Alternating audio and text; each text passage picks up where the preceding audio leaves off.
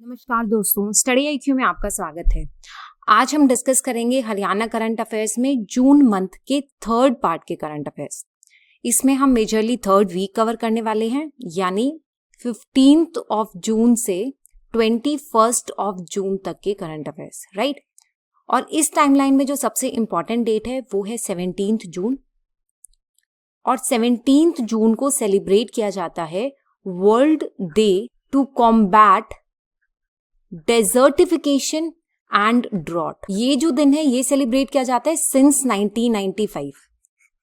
देखिए, एक यूएन की बॉडी है UNCCD, वो हर 2 साल में एक अवार्ड देती है जिसका नाम है लैंड फॉर लाइफ अवार्ड।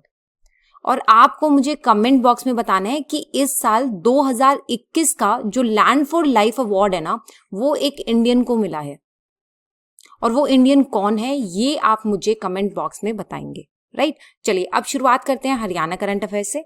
तो शुरुआत करते हैं फर्स्ट क्वेश्चन से, और पहला सवाल है, Haryana government has decided to open veterinary hospital in each district across state.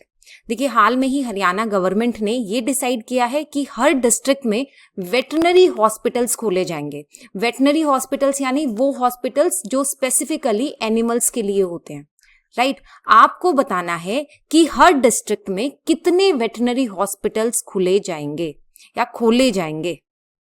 Options हैं 4, 3, 2 या फिर 1। देखिए, ये निर्णय लिया गया है कि हर डिस्ट्रिक्ट में कम से कम एक वेटरनरी हॉस्पिटल होगा, यानी correct answer is option D, right. So here is the news context. 16 जून की न्यूज है, और जो ये डिसीजन लिया गया है कि हर डिस्ट्रिक्ट में एक वेटरनरी हॉस्पिटल होगा, ये निर्णय लिया गया है अंडर हरियाणा गौ सेवा आयोग।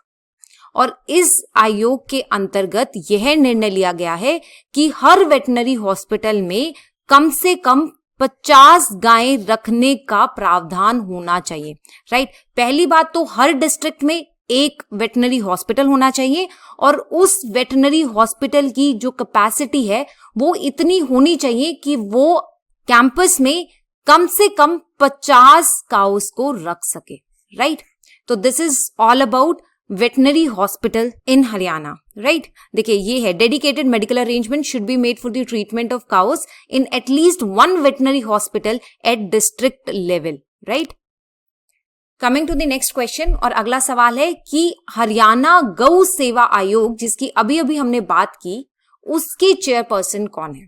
ऑप्शंस है श्री श्रवण कुमार गर्ग, श्री विकास यादव, श्री अंकुर गुप्ता या श्री विजय वर्धन। तो देखिए, इसका जो सही जवाब है वो है Shri Shravan Kumar Garg, right. News context की बात करें तो अभी अभी हमने बात की थी कि हरियाणा गौ सेवा आयोग के अंडर ये डिसाइड किया गया है कि हर डिस्ट्रिक्ट में कम से कम एक वेटरनरी हॉस्पिटल होना चाहिए, राइट। सो दिस हरियाणा गौ सेवा आयोग is working with a dedicated spirit for the welfare of cows and talking about making the gaushala self-reliant, the chief minister also directed the officers to prepare an action plan for increasing the income of gaushalas। यानी जो हमारे CM है उन्होंने officers को ये बोला है कि आप एक ऐसा प्लान तैयार कीजिए जिससे हम इन गौशालास को सेल्फ रिलायंट बना सके, यानी कुछ ऐसा करिए जिनसे इन गौशालास की इनकम बढ़ाई जा सके। So he also directed to prepare a plan to integrate gaushalas with natural farming, यानी इन गौशालास को नेचुरल फार्मिंग के साथ भी इंटीग्रेट करना है ताकि उनकी इनकम्स को बढ़ाया जा सके, राइट। तो इसके चेयरपर्सन कौन है, इसके चेयरमैन है Shri Shravan Kumar Garg, right? He apprised CM about the various works of the commission, and he also informed that solar plants has been installed in 331 gaushalas of the state, and the process of setting up solar plants in 229 gaushalas is in progress। यानी 331 गौशालास में already solar plants लगा दिए गए हैं, और 229 गौशालास ऐसी हैं जहां पर सोलर प्लांट जो है वो प्रोसेस में है, राइट। देखिए, गौ सेवा आयोग जिसकी हम बार बार बात कर रहे हैं, इसका मेन ऑब्जेक्टिव क्या है। इसका मेन ऑब्जेक्टिव है to work for proper implementation of laws with respect to prohibition of slaughter and और क्रूएलिटी टू काउ, यानी ये काउ स्पेसिफिक आयोग है जो ये देखेगा कि जो प्रोहिबिशन ऑफ स्लॉटर का रूल है वो पूरी तरह से और अच्छी तरह से इंप्लीमेंट हो रहा है या नहीं हो रहा है, right. So this is the objective of गौ सेवा आयोग। चलिए नेक्स्ट क्वेश्चन की तरफ बढ़ते हैं and next question is how many families are targeted under Mukhyamantri Antyodaya परिवार उत्थान योजना। आपको बताना है कि मुख्यमंत्री अंत्योदय परिवार उत्थान योजना के अंडर कितनी फैमिलीज टारगेट की गई हैं। ऑप्शंस में है 50,000 families, 1 lakh families, 2 lakh families या फिर 5 लाख फैमिलीज। तो देखिए इसका सही जवाब है 1 लाख फैमिली, यानी मुख्यमंत्री अंत्योदय परिवार उत्थान योजना के अंडर गवर्नमेंट जो है 1 लाख फैमिलीज को सेलेक्ट करेगी और उनकी इनकम को और उनकी क्वालिटी ऑफ लाइफ को इंप्रूव करेगी, राइट। कॉन्टेक्स्ट की बात करें तो 17 जून की न्यूज है। So the present state government is following the path of Antyodaya and extending the benefits of various welfare schemes to the last person standing in the queue. Moving ahead in this direction, the state government has started an ambitious scheme, मुख्यमंत्री अंत्योदय परिवार उत्थान योजना। देखिए योजना काफी important है, in fact इसे budget में भी cover किया गया था और 1 अप्रैल 2021 से इसे लागू भी कर दिया गया है, राइट। और इस योजना के अंडर क्या करना है, इस योजना के अंडर जो 1 लाख पुअर फैमिलीज है ना, उन्हें सेलेक्ट करके उन्हें मेन स्ट्रीम के साथ कनेक्ट करना है, उनकी मेन स्ट्रीमिंग करना है, राइट। ये ऑब्जेक्टिव है। So under which efforts will be made to identify 1 lakh poor families of the state and connect them with the mainstream. तो ये है मुख्यमंत्री अंत्योदय परिवार उत्थान योजना। देखिए फिगर जो है ना कि 1 लाख फैमिलीज को अपलिफ्ट करना है, तो ये फिगर जो है आप याद रखना, राइट। और ये स्कीम कब लॉन्च की गई थी, इसे लॉन्च किया गया था 1 अप्रैल 2021 से। चलिए नेक्स्ट क्वेश्चन की तरफ बढ़ते हैं एंड नेक्स्ट क्वेश्चन रीड्स परिवार पहचान पत्र targets which section of the state. आपको बताना है कि जो परिवार पहचान पत्र है, देखिए जो ये पुरानी स्कीम है ना, ये वाली स्कीम है जिसकी हम अभी बात कर रहे थे, मुख्यमंत्री अंत्योदय परिवार उत्थान योजना, इसी के अंडर पहचान पत्र जो है इन फैमिलीज को एलोकेट किए जाएंगे और जो भी वेलफेयर स्कीम्स है ना उनकी चैनलाइजेशन है ना वो पहचान पत्र के द्वारा ही होगी, राइट। सो आपको बताना है कि परिवार पहचान पत्र है वो इनमें से कौन से सेक्शन को टारगेट करेगा, SC/STs, अंत्योदय फैमिलीज, जाट्स या फिर ऑल पॉपुलेशन। देखिए आपको लगेगा हो सकता है इसका जवाब अंत्योदय फैमिलीज हो क्योंकि अभी अभी हम स्कीम की बात कर रहे थे, है ना, बट नहीं, परिवार पहचान पत्र जो है वो सभी पॉपुलेशन की बनाई जाएगी, राइट। यानी हर परिवार का एक पहचान पत्र होगा, इनका तो होगा ही होगा क्योंकि इनके थ्रू तो हमें उन्हें अपलिफ्ट करना है, बट बाकी सब का भी परिवार पहचान पत्र बनाया जाएगा, यानी this is a kind of family ID, right. और इसमें सभी पॉपुलेशन को टारगेट किया जाएगा, general, reserved, BPL, SCs, STs, Antyodaya, हर कोई इसके अंदर कवर होगा, राइट। सो दिस इज परिवार पहचान पत्र योजना। इसका प्राइमरी ऑब्जेक्टिव क्या है, इसका प्राइमरी ऑब्जेक्टिव है कि हरियाणा की सभी फैमिलीज के लिए ऑथेंटिक, वेरीफाइड और रिलायबल डेटा क्रिएट करना। यानी ये जो है वो एक तरह का डेटाबेस होगा जिसमें हरियाणा की हर फैमिली की सारी इंफॉर्मेशन गिवन होगी। सो PPP identifies each and every family in Haryana and keeps the basic data of the family provided with the consent of the family in a digital format. यानी एक फैमिली की सारी बेसिक डिटेल्स जो है वो इस database में होगी, बट इसमें एक कंडीशन ये है कि फैमिली जो है अपनी मर्जी से डिटेल देगी, यानी गवर्नमेंट जो है फैमिलीज को फोर्स नहीं करेंगे कि वो अपनी इंफॉर्मेशन जो है वो गवर्नमेंट के साथ साझा करे, राइट। और ये सारा का सारा काम डिजिटल फॉर्मेट में होने वाला है and each family will be provided N 8 digit family ID, और ये फैमिली आईडी 8 डिजिट की होगी। देखिए इस फैमिली आईडी के बारे में बहुत अच्छे से देख लेना for the upcoming exams, reason being कि इसे बजट 2021 में ही अनाउंस किया गया था। तो जिन्होंने बजट ढंग से नहीं देखा है उनके लिए प्लीज ये वाली जो स्कीम है इसे ढंग से देख लीजिएगा, right? So family ID will be linked to birth, death and marriage records to ensure automatic updation of family data and when such life events happen. यानी जब भी किसी के भी लाइफ में कोई भी चेंजेस आते हैं तो वो ऑटोमेटिकली अपनी जो फैमिली डेटा है उससे अपडेट कर देगा, राइट? और इन फैमिली आईडी को जितनी भी इंडिपेंडेंट स्कीम्स हैं, जो भी एग्जिस्टिंग स्कीम्स हैं, उनके साथ लिंक कर दिया जाएगा ताकि स्कॉलरशिप्स, सब्सिडीज, पेंशन्स, ये सब चीजें डायरेक्टली अकाउंट में ट्रांसफर की जा सके, right? Data available in family ID database will be used to determine eligibility through which automatic self-selection of beneficiaries will be done for receiving benefits. यानी जो data family ID में given होगा उसके basis पे जो एलिजिबल फैमिलीज हैं, जो 1 lakh families है ना, वो ऑटोमेटिकली सेल्फ सेलेक्ट हो जाएंगी। देखिए किया क्या जाएगा कि कुछ पैरामीटर्स लगा दिए जाएंगे, जैसे इनकम का कुछ पैरामीटर डाल दिया जाएगा, फिर जो भी इंसान की पोजीशंस हैं उन सब पे कोई ना कोई लिमिट लगा दी जाएगी और उस लिमिट के बेसिस पे जो 1 लाख पुअरेस्ट फैमिलीज होंगी ना वो अपने आप से सेलेक्ट हो जाएंगी।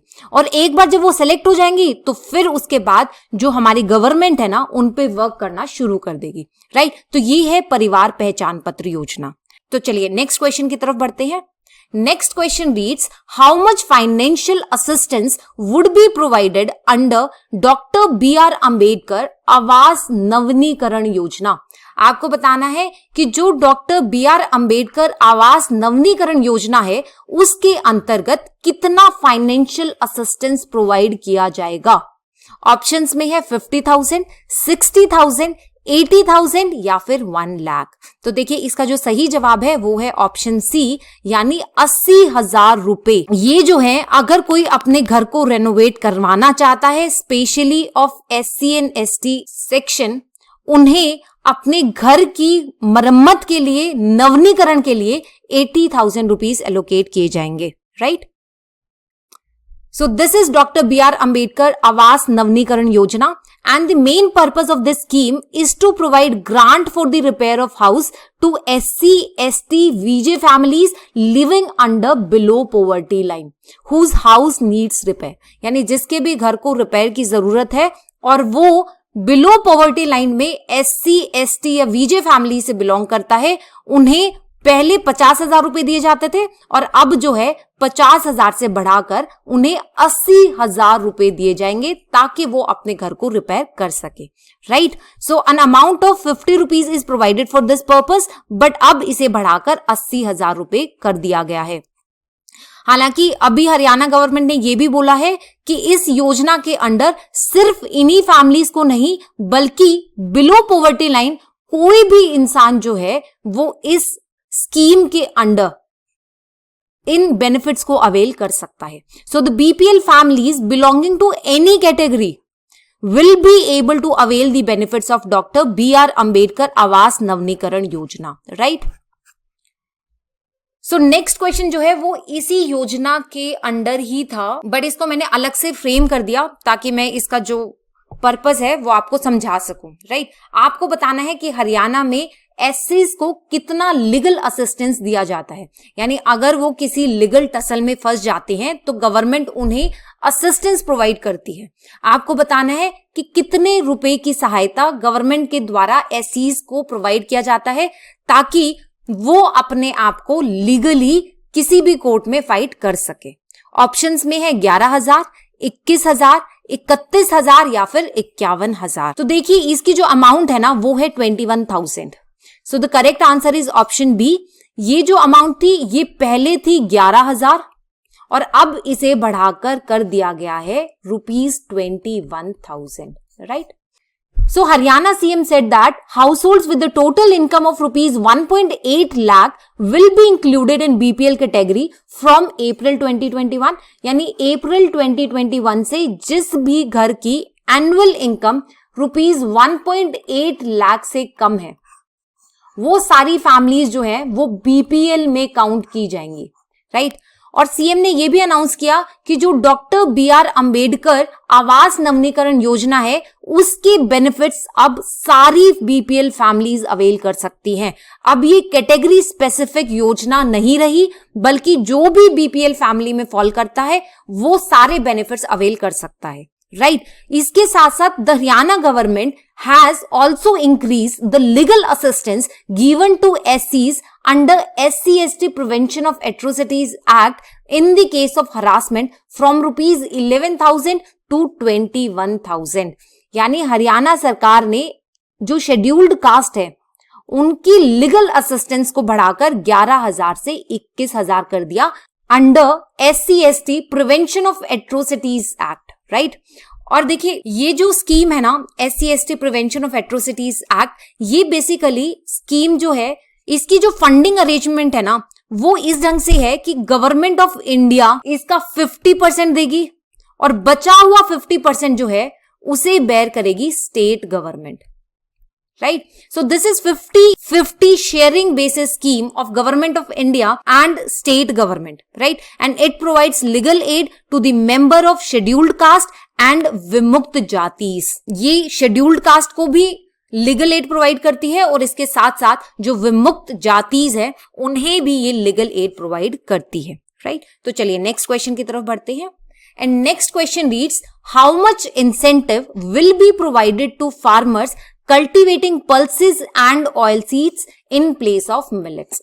आपको बताना है कि अगर कोई फार्मर बाजरे की जगह पे पल्सेस और ऑयल सीड्स उगाएगा तो उसे हरियाणा सरकार इंसेंटिव प्रोवाइड करेगी। और आपको बताना है कि कितना इंसेंटिव हरियाणा सरकार ऐसे फार्मर्स को प्रोवाइड करवाने वाली है। तो देखिए ये जो इनिशिएटिव लिया गया है ये लिया गया है मेरा पानी मेरी विरासत के अंडर। लास्ट वीडियो में मैंने इस स्कीम के बारे में डिटेल में चर्चा की थी और मैंने कहा था कि अगर पैडी की जगह पर, देखिए ध्यान से सुनिए, अगर पैडी की जगह पर वाटर सेविंग क्रॉप्स जैसे कि पल्सेस, ऑयल सीड्स, कॉटन और बाजरा भी, बाजरा देखो यहां पर इंक्लूडेड है, अगर आप पैडी की जगह बाजरा लगा रहे हो ना तो गवर्नमेंट आपको इंसेंटिव देगी। बट अगर आप बाजरे की जगह पे पल्सेस और ऑयल सीड लगा रहे हैं ना तो भी आपको इंसेंटिव दिया जाएगा। बट पैडी की जगह अगर आप लगा रहे हो ना तो आपको इंसेंटिव दिया जाएगा 7,000 रुपए, राइट। और अगर आप मिलेट की जगह पे पल्सेस या ऑयल सीड्स लगा रहे हो ना तो आपको इंसेंटिव दिया जाएगा 4,000 रुपए। तो इस सवाल का सही जवाब हो गया option B. So 4,000 rupees will be provided to those farmers who will plant pulses and oil seeds in place of millets, right? So here is the news context. An incentive amount of rupees 4,000 per acre will be given for the cultivation of pulses and oil seeds in place of millets. देखिए ध्यान रखना यहां 4,000 रुपए पर एकड़ दिया जाएगा और अगर पैडी को रिप्लेस किया गया तो उस टाइम पे 7,000 रुपए दिए जाएंगे, right. So in view of limited source of water in today's time, steps should be taken for water conservation. और ये क्यों किया गया है? Water conservation के लिए। So in this direction, the state government has started मेरा पानी मेरी विरासत योजना, under which farmers have been called upon to cultivate alternative crops in place of paddy. And last year, paddy was not sown on 94,000 acres of land. और सिर्फ इसी initiative की वजह से पिछले साल जो 94,000 एकर्स है वहां पर पैडी की खेती नहीं हुई थी, राइट। यानी पिछले साल भी हम क्रॉप डाइवर्सिफिकेशन में सक्सेसफुल हुए थे और इस साल का टारगेट क्या है? इस साल हमें 2 लाख एकर्स को डाइवर्सिफाई करवाना है, राइट। और इसी चीज के लिए गवर्नमेंट इंसेंटिवाइज कर रही है फार्मर्स को कि अगर आप पैडी नहीं लगाएंगे तो हम आपको 7,000 रुपए देंगे और अगर आप बाजरा नहीं लगा रहे, बाजरा की जगह पल्सेस या ऑयल सीड्स लगा रहे हैं तो हम आपको 4,000 रुपए देंगे, right? So the production of millet is increasing in the state. So this time the government has decided that farmers who grow pulses and oil seeds in place of millet will be given an incentive of rupees 4,000 per acre. देखिए आप सोचेंगे कि millet जो है वो तो already water saving crops है, क्योंकि बाजरे में देखिए पानी की खपत बहुत ज्यादा नहीं होती है, बट स्टिल हम लोग मिलेट की प्रोडक्शन को रिप्लेस करवा रहे हैं। इसका रीजन ये है कि हमारे स्टेट में मिलेट की प्रोडक्शन बहुत ज्यादा हो रही थी, तो उससे बैलेंस आउट करने के लिए इस इनिशिएटिव को लिया गया है। तो चलिए इसके साथ हम इस वीडियो को समाप्त करते हैं। पर इससे पहले मैंने आपसे एक सवाल पूछा था कि इस साल जो लैंड फॉर लाइफ अवार्ड है वो एक इंडियन को मिला था, जो 2021 वाला था। इसे देता कौन है? इसे दिया जाता है UNCCD के द्वारा। तो देखिए इस साल का जो मिला है ना, वो मिला है श्याम सुंदर भ्याणी को। और ये कहां के रहने वाले थे? ये राजस्थान के रहने वाले थे। और प्लस इन्होंने एक कॉन्सेप्ट दिया था जिसकी वजह से इन्हें ये अवार्ड दिया गया है, और उनका कॉन्सेप्ट था फैमिलियल फॉरेस्ट्री। देखिए फैमिलियल फॉरेस्ट्री का मतलब है कि जो आप ट्री है ना उसको as a family member treat करेंगे। यानी जैसे आपके घर में क्या होता है कि जो भी आपके एसेट्स हैं वो आपके बाद आपके बच्चे संभालते हैं ना, वैसे ही जो ट्रीज हैं आप उसकी केयर जो है वो भी नेक्स्ट जनरेशन में ट्रांसफर कर देंगे। यानी बेसिकली जो ट्री है ना वो आपकी फैमिली का एक हिस्सा होगा। तो ये जो कंसेप्ट है ना, ये कंसेप्ट दिया था श्याम सुंदर जी ने, जिसकी वजह से इन्हें land for life award of 2021 दिया गया था। राइट? तो चलिए इसके साथ हम ये वीडियो समाप्त करते हैं। Thank you and stay tuned.